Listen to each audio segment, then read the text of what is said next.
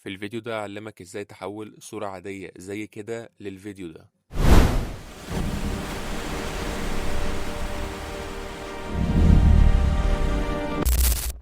أو ازاي الصورة دي للفيديو ده.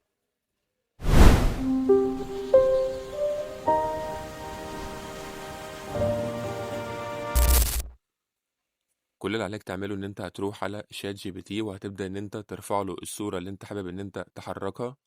طبعا ده شكل الصورة اللي انا دلوقتي هحركها. تمام، دي صورة عادية خالص. فهتروح على شات جي بي تي وهتقول له اعمل لي وصف باللغة الإنجليزية لتحريك الصورة دي، ويكون الوصف احترافي. طبعا انا خدت الوصف وبعد كده رحت على تطبيق جروك.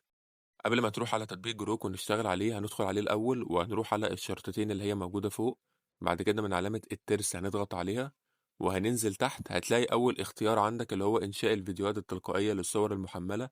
هتلاقي عندك متفعل، لا أنت هتلغي التفعيل اللي هو أول اختيار ده، هنلغي التفعيل. بعد كده هنروح على إنشاء فيديوهات وهنبدأ من علامة اللي هي الجاليري أو الصور. نبدأ إن احنا نرفع الصورة اللي احنا حابين إن احنا نحركها. انا طبعا هختار اللي هي الصورة بتاعت البيتزا دي. فانا هستنى ان هي تحمل. بعد التحميل هتبدأ تحت تحط له الوصف اللي انت اخدته من شات جي بي تي. بعد كده من انشاء فيديوهات هتضغط عليها وتختار اول اختيار، وبعد كده هتضغط على علامة السهم. هتستنى ان هو يحمل معاك، وبعد كده نشوف النتيجة النهائية دلوقتي.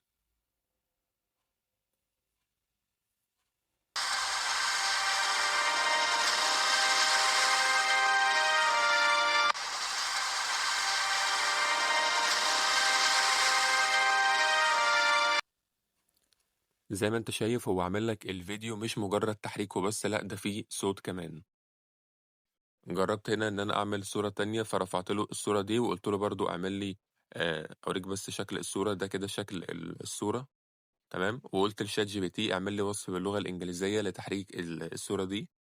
طبعا انت ممكن تكتب له الوصف اللي انت عايزه، اللي هو عايز مثلا حاجة تتحرك بشكل معين او حاجة كده. لكن هنا انا كنت مخلي له الوصف بشكل عام اللي هو اعمل لي وصف لتحريك الصورة بس. لكن انت لو عايز حاجة معينة قولها لشات جي بي تي وهو هيعملها لك. هتاخد الوصف برضو كوبي وبعد كده تروح على جروك، ومن اللي هي علامة الصور هتضغط عليها وهتبدأ إن أنت ترفع له الصورة.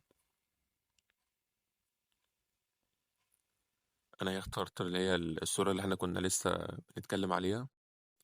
بعد كده هتحط له الوصف، ومن برضو إنشاء فيديوهات هي نفس الخطوات هي بالظبط.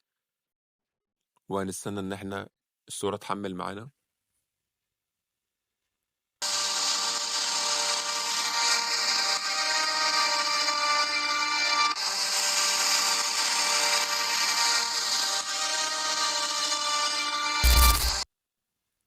بعد كده جربت في صورة تالتة اللي هي صورة البسكوت دي، وقلت برضو لشات جي بي تي يعمل لي وصف لتحريك الصورة دي يكون باللغة الإنجليزية. طبعا أنا كله خدت الوصف واحد، ما قلتلوش يعمل لي حاجة معينة اللي هو حاجة تتحرك بشكل معين. أنت لو حابب مثلا صورة عندك حابب إن هي تتحرك بشكل معين قول لشات جي بي تي ويعمل لك الوصف بالإنجليزي برضو، وأنت تاخد الوصف وتعمل نفس الكلام. لكن هنا أنا كنت بقول له اعمل لي مشهد تحريك بصورة عامة، مش حاجة معينة، ولكن الاتنين واحد عادي. تمام. فهنا برضو خد اللي هو الوصف اللي انا خدته من شات جي بي تي وحطيته على جروك، وهنشوف دلوقتي النتيجة.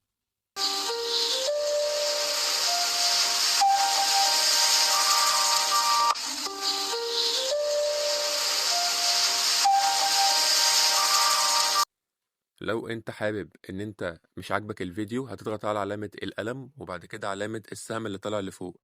فكده جروك هينشئ لك فيديو تاني بشكل مختلف عن الفيديو الاولاني، هيعمل لك شكل مختلف عنه يعني، لحد لما توصل للفكرة اللي انت كنت عايزها او قريبة منها يعني.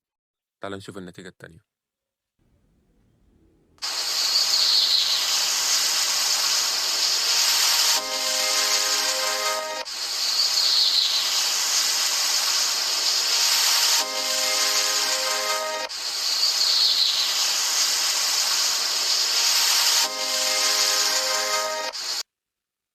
طبعا هي قريبة من فكرة الصورة الأولى، ولكن لو أنا عايز حاجة معينة ممكن أقولها له عادي، مفيش أي مشكلة.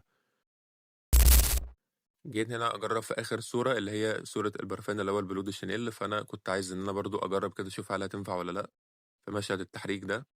قلت له برضو اعمل لي وصف باللغة الإنجليزية عن تحريك الصورة دي. نفس الكلام هو بالظبط، هناخد الوصف وبعد كده نروح على جروك من إنشاء فيديوهات، هنحط له الوصف اللي احنا أخدناه، وبعد كده من إنشاء فيديوهات هنختار أول اختيار اللي هو تخصيص، علشان يعمل لنا الوصف اللي احنا أخدناه من شات جي بي تي. هيبدأ إن هو يحمل معانا، وبعد كده تعالوا نشوف النتيجة النهائية بعد التحميل هتبقى عاملة ازاي.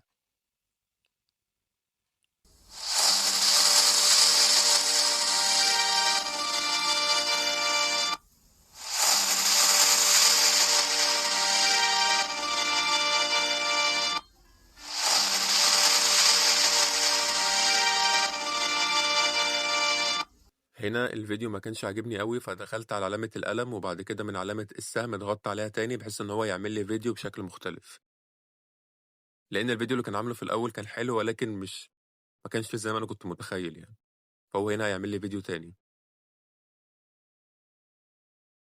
فتعالى كده نشوف النتيجة النهائية.